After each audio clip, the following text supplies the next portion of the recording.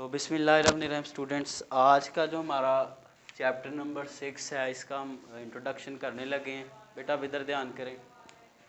सबसे पहले इसके अंदर हम पढ़ेंगे, इसके चैप्टर का नाम है फ्लूइड डायनामिक्स। क्या नाम है? Fluid dynamics. इधर देखेंगे फ्लूइड क्या होता है। Fluid anything which can flow, कोई भी ऐसी चीज़ जो फ्लो कर सके। अब फ्लो कहते हैं बहना, हम अपनी वर्डिंग में बहना कहते हैं, ठीक है, जिसे पंजाबी में कहते हैं वगदा दरिया, ठीक है। तो बहने वाली जो चीज़ है उसको हम फ्लूइड कहते हैं। जैसे ये जो दीवार है ये इधर ही रहती है, कहीं आगे पीछे बह नहीं सकती, तो ये फ्लूइड में नहीं आएगा। तो बहरहाल जैसे आप लिक्विड्स को इस कैटेगरी में रख सकते हैं, माया जितने भी हैं, पानी एक जगह से बह के दूसरी जगह जा सकता है कि नहीं, तो वो फ्लूइड है। इसके अलावा गैसेस भी एक जगह से दूसरी जगह फ्लो कर सकती हैं, बह सकती हैं, वो भी क्या है? फ्लूइड है, ठीक है बेटा। अच्छा, अब इसके बाद हमारे पास विस्कोसिटी है। विस्कोसिटी क्या है? विस्कोसिटी क्या है जी, मैं सिंपल पहले बताता हूँ, फिर मैं इसको समझाता भी हूँ। द फ्रिक्शनल इफेक्ट या the frictional force present between different layers of a flowing fluid। देखिए बेटा, बस इधर सुनिए अब आप सब बात। हमारे पास एक फ्लूइड है, ये उसकी एक लेयर है और ये दूसरी लेयर है। इन दोनों लेयर्स के बीच में ज़ाहिर है जो फ्रिक्शन, ज़ाहिर है अब आप अगर दो हैंड्स को आपस में एक दूसरे के साथ टच करें तो उनके बीच में क्या आएगी? फ्रिक्शन आएगी। तो अब दो लेयर्स हैं, अब ये फ्लूइड को मूव करके आगे को जा रहा है, इसकी रेड सी लेयर्स हैं। जब ये आगे को जा रही हैं तो उनके बीच में जो फ्रिक्शन पाई जा रही है कि कितनी वो फ्रिक्शन है, उस फ्रिक्शन को आप क्या कहते हैं? विस्कोसिटी कहते हैं। क्या कहते हैं? विस्कोसिटी। अच्छा, इसके बाद बेटा हमारे पास आगे क्या है? विस्कोसिटी को आप सिंपल वर्ड्स में क्या कह सकते हैं? गाढ़ापन कहना, चीज़ों का गाढ़ापन। जैसे अगर आप शहद को देखें तो उसके अंदर क्या होता है? आपको गाढ़ापन ज़्यादा नज़र आता है बनिस्बत किसके? पानी के। अगर हम पानी के एग्जांपल लें तो इसका मतलब पानी की जो दो लेयर्स हैं उनके बीच में जो फ्रिक्शन है वो बेटा क्या है? हमारे पास कम है। और जो शहद है, हनी है, उसमें क्या है? हमारे पास वो फ्रिक्शन ज़्यादा है, इसीलिए उसका गाढ़ापन या उसकी विस्कोसिटी क्या है? ज़्यादा है।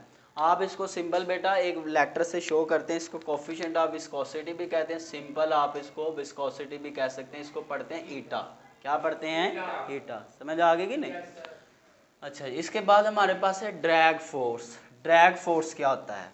जब आप किसी फ्लूइड के अंदर मूव करते हैं, किसी बॉडी को मूव करवा लें, आप खुद मूव कर लें, तो उस फ्लूइड के अंदर जो आपको आगे से फोर्स रेजिस्ट करती है आगे जाने से, वो जो अपोजिंग फोर्स या रिटॉर्डिंग फोर्स आपके ऊपर लगती है, उस फोर्स को बेटा क्या कहते हैं? Drag force. जैसे मैं आपको एग्जांपल देता हूँ, आप अगर मोटरसाइकिल के ऊपर बैठ जाएं और आप हवा में अपना हाथ आगे करें या खुद अपना मुंह ही देख लें, बेशक हाथ आगे करें, तो आपका हाथ जो है वो एक बॉडी है और हवा जो पड़ी हुई है वो क्या? एक फ्लूइड है।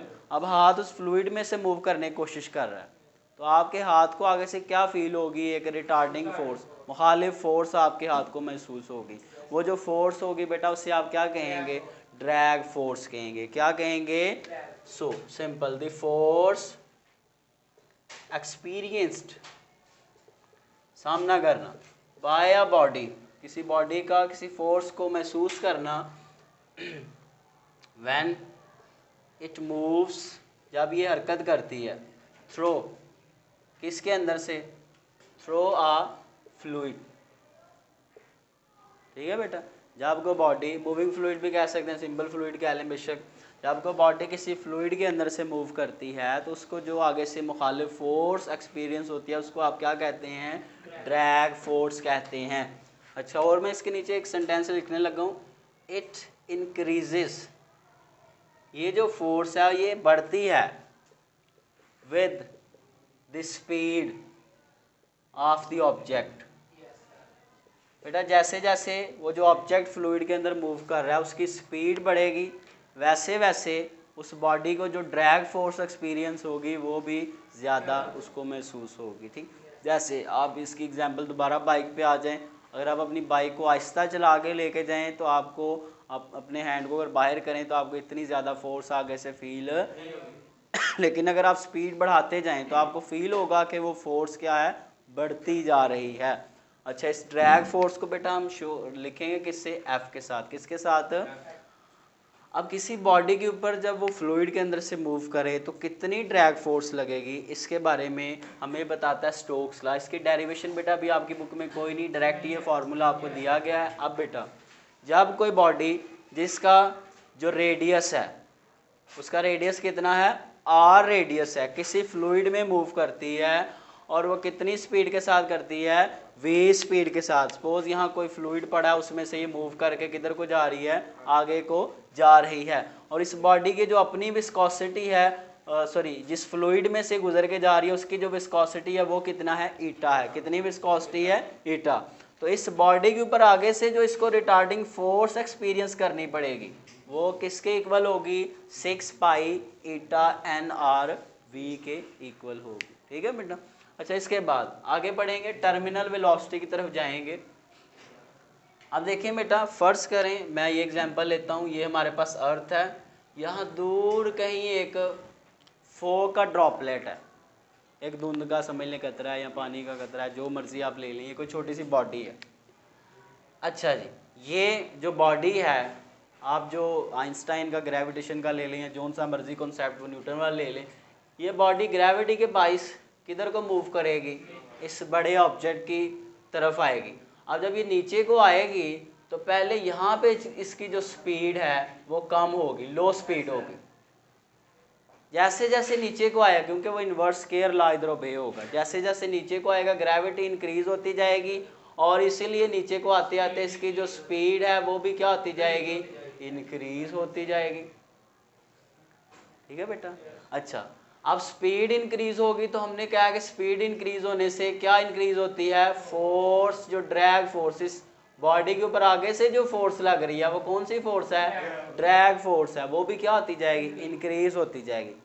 ये बातें पहले मैं इसलिए कर रहा हूँ कि ये हमने यहाँ पे लिखनी है सारी। अच्छा, दूसरी बात ये कि इस ड्रॉपलेट को नीचे को कौन लेके आ रहा है, नीचे को इसको लेके आ रहा है इसका वेट, जो किसके बाइस होता है, ग्रेविटी के बाइस होता है। किसके बाइस होता है, ग्रेविटी। तो इसका यहाँ जो वेट है वो फोर्स ऑफ ग्रेविटी के इक्वल है।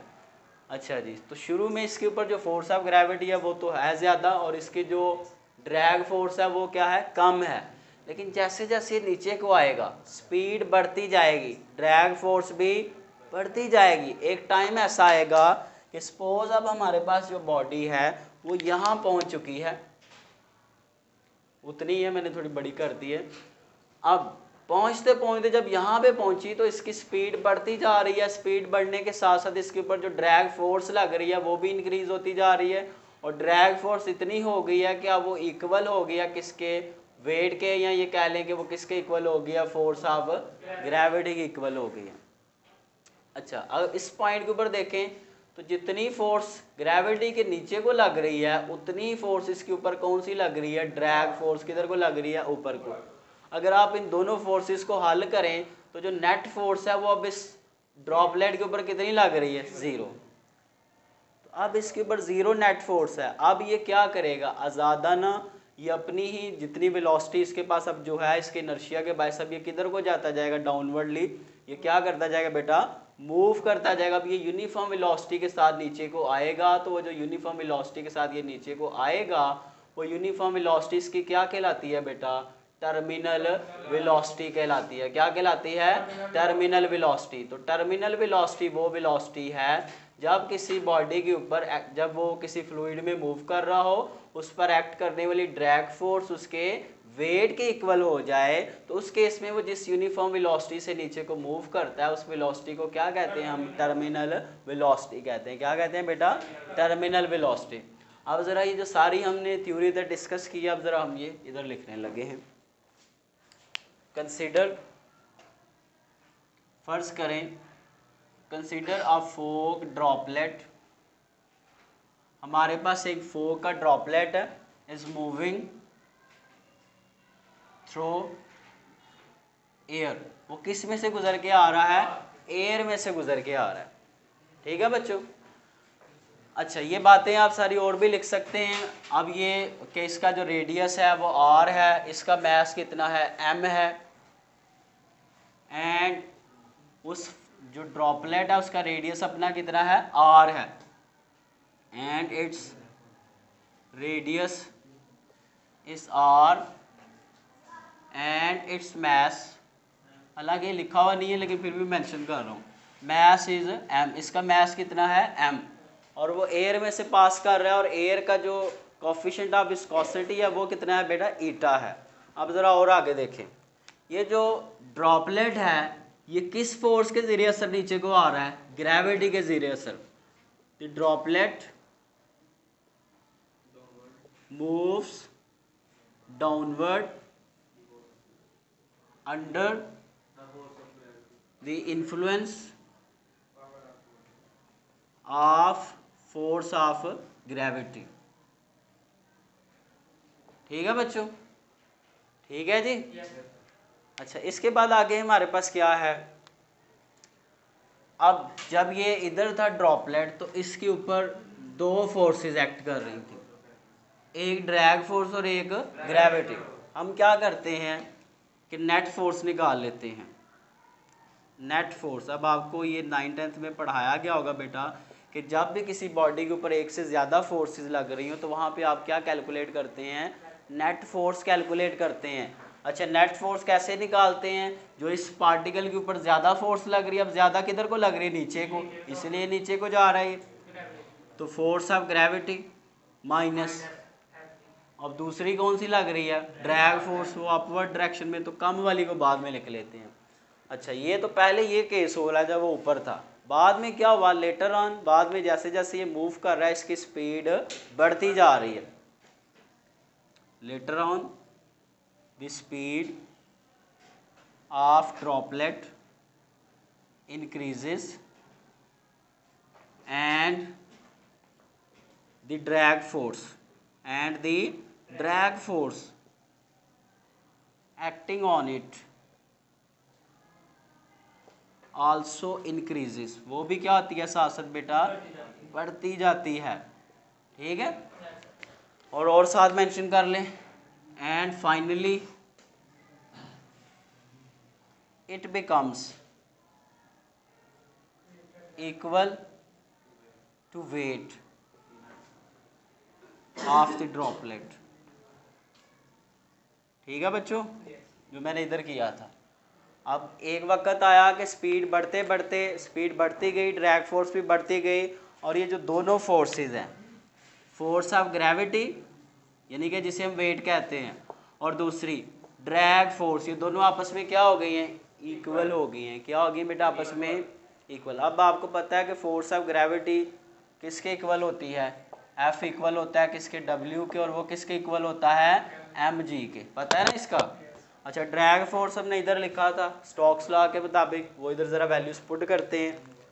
देखें जी, फोर्स ऑफ ग्रेविटी mg है, इधर ड्रैग फोर्स किसके इक्वल है, 6 पाई ईटा n और v। अब यहाँ पे जब पार्टिकल पहुँच चुका है, जब ये दोनों फोर्सेस इक्वल हो चुकी हैं, तो मैंने बताया था वहाँ जिस वेलोसिटी के साथ ये मूव करेगा उसको क्या कहेंगे, टर्मिनल वेलोसिटी। क्या कहेंगे, तो हमने vt साथ मेंशन कर दिया। अब बेटा आगे हम क्या करने लगे, हमने टर्मिनल वेलोसिटी ही कैलकुलेट करनी है, तो हम उसको एक साइड पे कर लेते हैं, बाकी सारी दूसरी साइड पे शिफ्ट कर देते हैं। तो क्या बन जाएगा, vt equals to mg 6 pi eta n r. ठीक है बच्चों, ये ईटा आर। अच्छा, इसके बाद हमारे पास आगे क्या है, आपने पढ़ा हुआ है 9th-10th के लेवल के ऊपर कि डेंसिटी इक्वल होती है मास पर यूनिट वॉल्यूम के, पढ़ा हुआ है ये। अच्छा, यहाँ से हम मास ज़रा निकाल लें तो ये वॉल्यूम उधर चला जाएगा, डेंसिटी मल्टीप्लाई वॉल्यूम किसके इक्वल हो जाएगा, मास के। ये ठीक है बच्चों। अच्छा, और इसके बाद ये ज़रा इधर मैं पुट करने लगा हूँ vt वाले में, तो vt इक्वल्स टू m की जगह पे क्या आ गया, रो, ये रो डेंसिटी है, ये क्या होती है, डेंसिटी, और नीचे आ जाएं 6 पाई ईटा आर। अच्छा, बाकी हम इधर कैलकुलेशन कर लेते हैं। अच्छा बच्चों देखें, इसके बाद ये है कि जो ये हमारे पास ड्रॉपलेट था, ये एक स्फीयर की मानद होता है, जिस तरह गेंदी होती है, 3 डायमेंशन में होता है। बहरहाल आप देखें भाई, जो हमारे पास स्फीयर का वॉल्यूम है, वॉल्यूम ऑफ स्फीयर, ये जो ड्रॉपलेट है वो एक स्फीयर की तरह है, इसका कितना होता है 4/3 पाई आर क्यूब। ये आपने जुबानी याद रखना है कि जो एक स्फीयर का वॉल्यूम होता है वो इस फार्मूले से कैलकुलेट किया जाता है। ठीक है बच्चों। अच्छा, अब ज़रा हम क्या करेंगे, ये जो वॉल्यूम की वैल्यू है इधर हम ज़रा पुट करते हैं। हाँ, ये फिक्स फार्मूला है, ये इस स्फीयर का वॉल्यूम है जो ड्रॉपलेट है, ठीक है, उसको निकाल लें। अच्छा, हम ये वैल्यू जो इधर पुट करते हैं, हमारे पास क्या बनता है, वी टी इक्वल किसके है, रो, वी कितना है हमारे पास 4/3 पाई आर का क्यूब, और जी साथ वैसे ही नीचे आ जाए 6 पाई ईटा आर। ठीक है बच्चों यहाँ तक। अच्छा, इसको सिंपल करने के लिए मैं आपके सामने जो स्टेप करने लगा हूँ वो आप देख लें, आप अपनी मर्ज़ी से कुछ और भी कर सकते हैं। ये जो लेटर सारे हैं ना ABC वाले, इनको साइड पे कर लें, रो पाई आर की 3 जी, और नीचे क्या है पाई ईटा आर। ठीक है, और जो बाकी गिनती वाले बच रहे हैं 4/3, नीचे क्या है 1/6 बटे में है ना वो। ठीक है बच्चों, यहाँ तक ठीक है। अब ज़रा देखें, कैलकुलेशन करें ज़रा, पाई कट गया, आर एक कट गया, और 2 2 बार 4, 2 3 बार 6, तो 3 3 बार कितना हो गया 9। चलें ये कर लेते हैं। तो वी टी टर्मिनल वेलोसिटी किसके इक्वल आ गई है, रो आर स्क्वायर जी ओवर ईटा, और हमारे पास क्या है ऊपर 2 बच गया है और नीचे क्या बच गया है 9। ठीक है, ठीक है बेटा। तो ये हमारे पास किसका फार्मूला आ गया है, टर्मिनल वेलोसिटी का फार्मूला आ गया है। तो ये बेटा आपका क्वेश्चन है, वो आमतौर पे ये पूछता नहीं है लॉन्ग में, लेकिन कभी अगर वो आपसे लॉन्ग क्वेश्चन पूछ ले तो इसको आपने अच्छे से कर लेना है, और वहाँ पे इसका आंसर आपने पूरा का पूरा लिख के आना है। अपना ख्याल रखें, खुश रहें, अल्लाह हाफिज़।